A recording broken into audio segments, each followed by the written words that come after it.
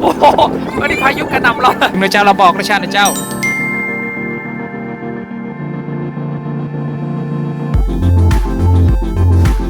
พบกับช่องเดือนทริปอีกแล้วนะครับแบกเป้เที่ยวกินความสุขอยู่รอบตัวเรานะครับ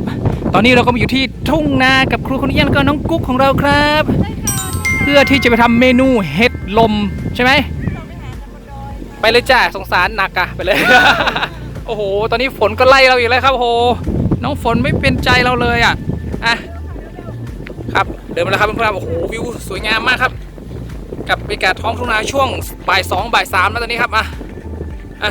ดูการโยกค่ะดูของค่ะโอ้โหดูเมนูเรา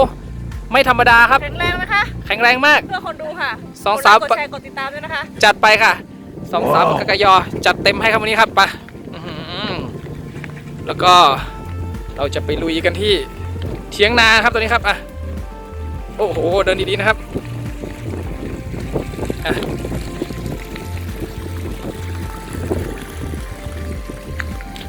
โอ้โหเนี่ยบรรยากาศดีมากครับเพื่อนครับ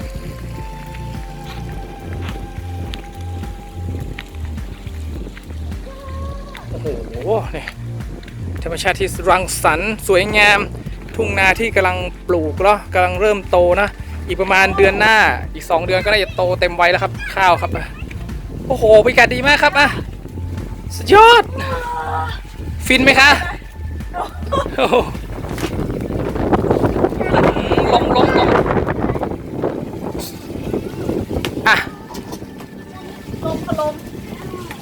จะให้2 สาวมาเตรียมวัตถุดิบก่อนนะเดี๋ยวเราจะทำเมนูอะไรครับครัวคุณเรียนครับแกงเห็ดใส่เกลือกับแก้วค่ะจัดไปครับผมโอ้โหครับ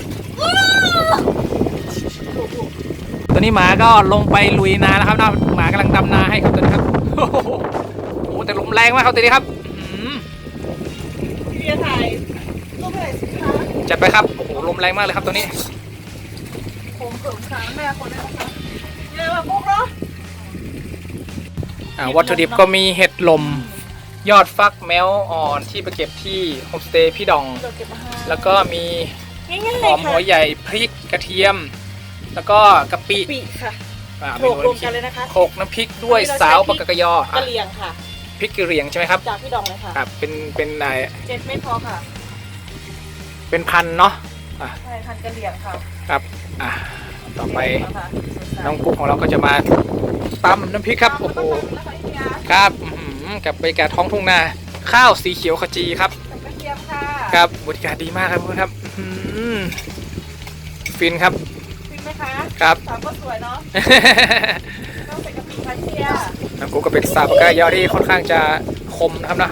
ใช่ค่ะครับโอ้โหจะลมแรงมากนะครับจะตำไหมคะบรรยากาศดีมากเลยผมนี่กำลังฟินกับบรรยากาศครับบรรยากาศค่ะครับเดี๋ยวมันจะหั่นให้ร้อนนะคะครับหั่นเห็ดรอโอ้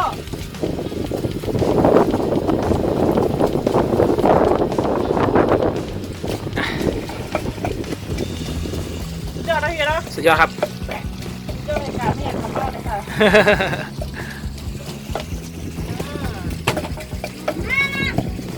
เอาไปกินก่อนเหรอ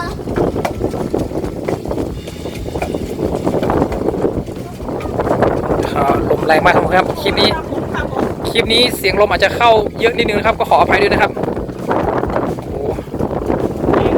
ใช่โอ้ดูลมวะดูผมกระจายกันหมดแล้วตอนนี้ครับครับครับ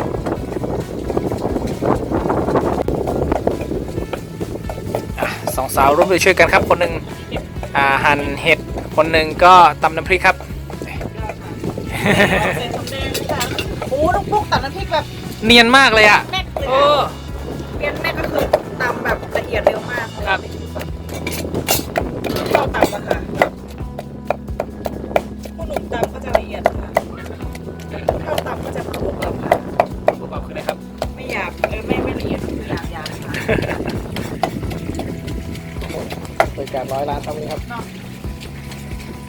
เราก็จะมารังสรรค์เมนูกันไปเรื่อยๆเนาะตอนนี้ก็สาวๆก็มาทำขั้นตอนต่อไปเห็ดล้างอย่างสะอาดนะคะพี่เบียร์ครับวันนี้ก็ล้างน้ำสะอาดกันเรียบร้อยแล้วครับ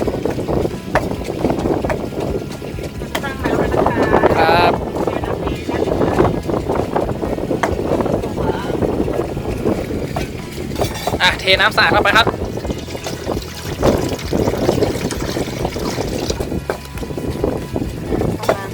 ต้องเยอะค่ะเดี๋ยวเห็ดมันจะยุ่ง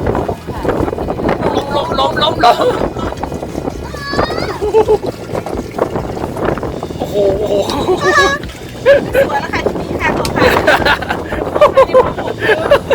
โอ้โหวันนี้พายุกระหน่ำเรา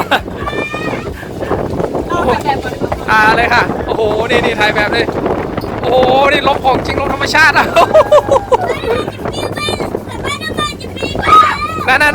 เดินดีๆนั่งดี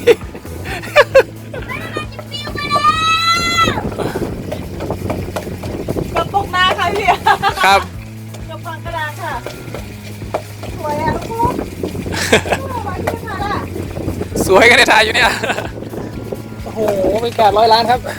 อ่ะ กำลังจะจบเลยปังกระดาษอ่ะ ทำต่อไปเรารออยู่ผู้ชมรอเราอยู่ ซอยต่อค่ะลงเริ่มเบาแล้วค่ะจะ ครับ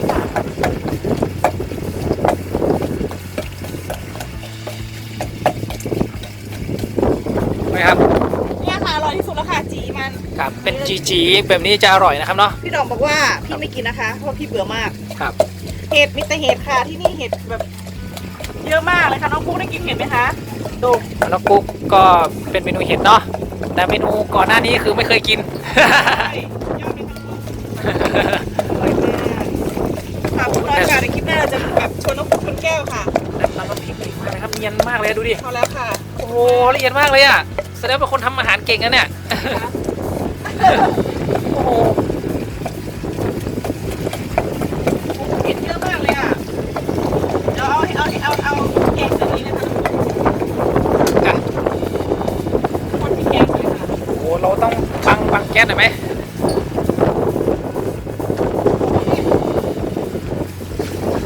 เราต้องบังลมหน่อยนะ เพราะลมตอนนี้ลมกันโชกแรงมากครับตอนนี้ครับ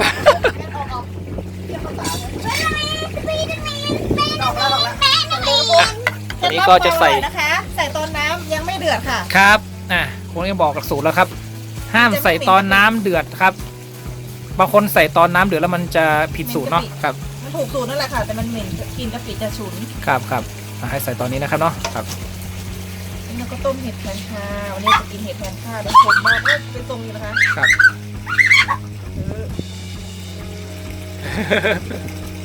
ลูกเงียบกันนะลูก อ่ะ เป็นยัง ลมเริ่มเบาลงแล้วครับตรงนี้ก็ซอย ใส่เห็ดเข้าไปเลยค่ะ ใส่เลยใช่ไหมครับตัวนี้ครับ ใช่ค่ะ ยังไม่ต้องรอน้ำเดือดใส่เข้าไปเลยเนาะ ต้องค่ะ ครับ จะปรุงเองแล้วก็เห็ดเยอะมากเลยค่ะพี่แอมมันจะยุบตัวลงนะคะ ครับ ต้องตกใจค่ะสดๆเลยค่ะ เก็บมาเองกับมือเยอะมาก ครับ พี่เนาะ จัดไปครับ ใช้เวลาครึ่งชั่วโมงแต่เดินทางนี่สุดตีนสุดตีนว่ะ นั่น สุดยอดเลยนะคะ แต่เดินทางสุดยอดจริงครับ เพราะว่าหลังกล้องนี่คือเราตะลุยบุกมากเลยครับแอดเวนเจอร์กันสุดนะบางทีเราอยากจะถ่ายทำมาให้หมดแต่ว่าไม่สามารถทำได้เนาะเนื่องจากอาจจะมีแบบหลุมฝน แล้วก็อะไรต่างๆมากมายครับ บางคนไปยันหนูเลย ครับกุ๊กไหวไหมจ๊ะ ลมแรงมากอ่ะ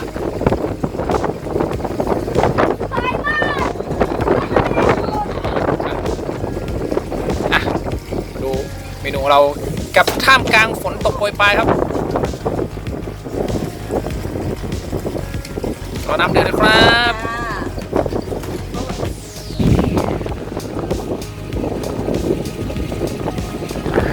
ตอนนี้เราก็โดนฝนตกโปรยปลายครับฝนไล่เราอีกแล้วครับแต่บรรยากาศนี่สุดยอดมากๆครับ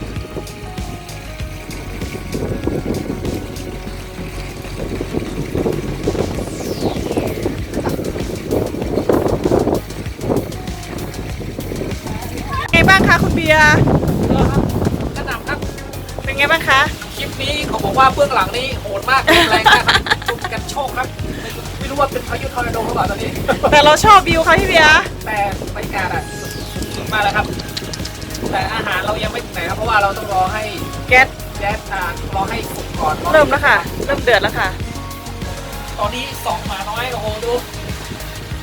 เล่นน้ำฝนพี่ไปเล่นน้ำฝนปะไปเลยไปเลยไปเลยพี่เบียร์ อยากร้อยล้านครับลุ้นให้ชมหายกันโชคก่อนนะครับเนาะแล้วเห็นมันจะได้สำเร็จครับนี่ครับ แกงเห็ดเราจะสำเร็จไหมคะเนี่ย ไม่รู้เหมือนกันนะ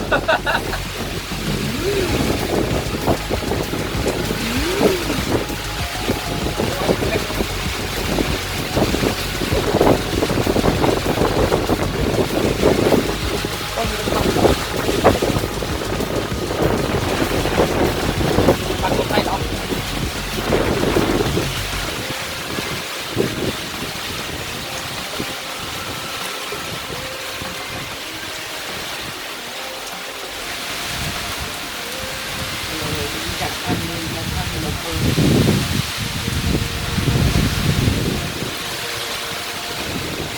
พวกกูเติมมากับโต๊ะโคตรเอกะวาย เวลาผ่านไปตัวนี้ก็เริ่มเดือดแล้วนะครับ โอ้โห เรามาใช้ตัวนี้มาบังลมไว้ครับ ตอนนี้ครับ ใช่ค่ะ อ่ะ คนตกค่ะ ครับตอนนี้เริ่มเบาตัวลงละทั้งลม ใช่ ทั้งฝนครับดูบรรยากาศ 100 ล้านค่ะเรายอม ครับเรายอมครับ เรายอมเปียกค่ะ เดี๋ยว มาให้สุด ท่ามกลางสายฝนกับเพียงนาที่นี่ครับ ฉันจะไปดักปลา ลองให้สุก ดักปลา หลายเดือนละ โอ้โหเดือดแล้วครับ ต่อไปขั้นตอนต่อไปจะใส่อะไรเข้าไปครับ ใส่ซยเต้ไม่ใช่ ยอดนี่ค่ะ ครับ ฟักค่ะมาเลยค่ะ นี่นะครับอื้อหือ ท้ายแล้วค่ะ สุดท้ายละ รสดีแล้วก็เกลือนิดหน่อยค่ะ จัดไปครับ รอสักครู่นะคะ โอ้โหเนี่ย เราบีกับเกลือมาหน่อยง่ายๆค่ะ ครับใกล้เสร็จแล้วครับเมนูของเราครับอ่ะ นางเอกเรานั่งอยู่นู่นแล้วค่ะ ไม่เป็นไรค่ะน้องกุ๊กน้องกุ๊กน้องกุ๊กของเราหลบฝนอยู่ครับอ่ะ ใส่รสดีนิดหน่อยนะคะพี่เบียร์ จัดไปค่ะ ง่ายๆสบาย โอ้โหเนี่ย ๆเกลือนิดหน่อยนะคะ ใส่เกลือนิดหน่อยนะอ่ะ ถึงจะเค็มเดือดแล้วค่ะเดือดแล้วค่ะ แกเราจะได้มาชิมแล้วครับ พี่เต๋อแกงอีกก่อนใส่อย่างเพิ่มก่อนข้าวเน่าเสร็จงาน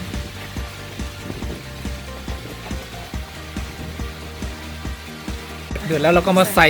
ยอดฟักแมวเข้าไปครับ ใส่เลยค่ะ อ่ะน้องกุ๊กใส่เลยค่ะโอ้โห โอ้หวานมากเลย อ่ะ คุณเคียร์ชิมน้ำมัน อื้อหือเนี่ย ยอดบรรยากาศมา ครับบรรยากาศ100 ล้านครับฝนเริ่มซาแล้วครับเพื่อนๆครับ บรรยากาศ100 ล้านในเอง50 ตังค์ โอ้โห ใส่ เนี่ ให้ ย หมดเลยค่ะพี่เบียร์เย็นนี้เราจะกินแต่แบบเนี้ยค่ะ ครับ อ้วน จัดไปค่ะ เปล่าฝนเริ่มและลมไม่มีแล้วค่ะ ครับเราไม่มีละ ใส่ชีวิตมาหน่อยนะคุณนะคุณ โอ้โหเมื่อกี้ ใจไม่ ล ดี มแรงมาก โหดูน่ากินไหมคะ น่ากินมากเลยครับเพื่อนๆครับอื้อหือเป็นการทำอาหารท่ามกลางสายฝนของจริงเลยครับวันนี้ครับ ใช่แล้ว ปกติเราจะ ลมแรงเนาะพายุ สำเร็จ กะหน่ สำเร็จรุ่ร่วงไปด้วยดีนะแต่วันนี้ยอมรับว่าอุปสรรคโดน เยอะ ลม เหมือนกัน โดนฝนครับอื้อหือ ำแต่เราก็สู้นะพี่เนาะ ครับสู้มาจนเมนูใกล้จะสำเร็จ100%แล้วครับอ่ะ รอเดือดนะคะ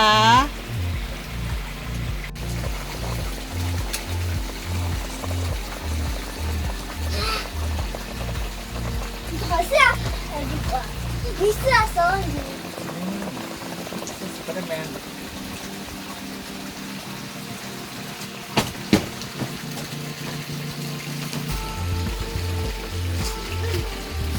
จากเวลาผ่านไปโอ้โห น่ากินไหมคะ พร้อมกับวิวที่ฟ้าหลังฝนย่อมสดใสเสมอครับครับอื้อหือเนี่ย ติดแล้วก็อันใหญ่นิดนึงค่ะ ครับอ่ะให้ครูคุณเอียงมาตักและชิม ยองจีค่ะจี กับจีนี่คือส่วนที่อร่อยของเห็ดเลยนะครับ นี่ค่ะจี อื้อหือ เนี่ยค่ะจี ครับ โอ้โห ดูใกล้ดูใกล้อ่ะจีนะครับอื้อหือดู จีค่ะก็คือลูกมันเนาะ ครับ มันเล็ก โอ้น่ากินมากครับเพื่อนครับ น่ากินเนาะ ครับ หวานมากเลยค่ะเมื่อกี้ชิมน้ำตอนปรุง ครับ จีแล้วค่ะจีซุปเห็ดเรานี่ ครับโอ้โหเนี่ยเห็ดเน้นๆกับยอดฟักทอง ยอดฟักแมวนะ ยอดฟักแล้ว ครับสามารถไปผัดใส่ยูเต้ก็ได้เนาะแต่เราทำเป็นแกงเห็ดนะวันนี้นะ ใช่แล้ว ครับ น้ำซุปมันอร่อยมากเลยค่ะพี่เบียร์ ครับ 听爸爸你 กุ๊กน้ำลายไหลแล้วมั้งเนี่ย ยอดหมูกระเต้นมาแล้วเจ้า ครับอ่ะ กิน ด้วยกันนะคะ ครับ แบ่งได้หลายหม้อเลยค่ะ อ่ะชิมครับ ชิมค่ะ ครับ ว้าวสาวๆชิมครับอ่ะ ก็จะเปลี่ยนนิดนึงค่ะเปลี่ยนแล้วถอยไปหน่อยได้ไหมคะ ได้ไป ให้นิดหน่อยค่ะ อ่ะ แล้วก็อันนี้ก็ อึ๊บโอ้โห มุมนี้ก็สวยค่ะ เห็นครับ ชิม ชิมคุณเองชิมครับอึ๊บอ่ะ หวานมาก เป็นไงบ้างครับโอ้โหเนี่ย หวานสุด อ่ะชิมครับต้องกุ๊กชิมเลยเจ้าเราบอกรสชาติเลยเจ้า เผ็ดร้อนเนอะ โอ้ เลยอ่ะ เป็นไงบ้างเจ้ารสชาติ หวานเนอะ อ๋อหวานนะอ่ะ เห็นไม่ใส่น้ำตาลสักช้อนเลยนะคะ มันหวานจากธรรมชาติเห็ด อ่ะดู กับผักค่ะ โอ้โห ต่อก่อนนะคะ เป่าก่อน แล้วให้เรียนมาชิมด้วยนะคะ ได้เลยครับ เรื่องกับนางเอก อื้อหือเป็นไงบ้างเอ่ยสุดยอดนะ สุดยอดขนาด ครับ ร้อนขนาด อ่ะก่อนไปดคลิปขอลองชิมหน่อยครับอ่ะคนนี้อีกคำหนึ่งอ่ะอีกคำหนึ่ง เขาชอบกินคำโตๆค่ะ ครับจัดไปอ่ะคนนี้เอี้ยง เป็นปลาเป็นคำค่ะ ครับ อร่อยเนาะพวกเนาะแฮมไหมแฮม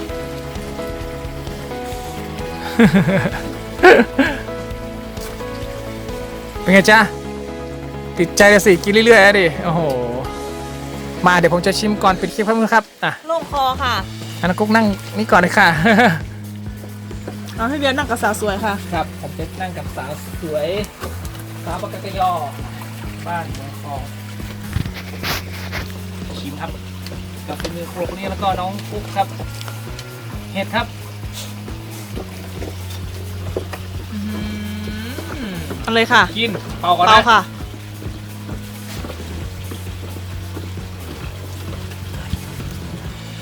เชียบเลยเนาะเป็นไงบ้าง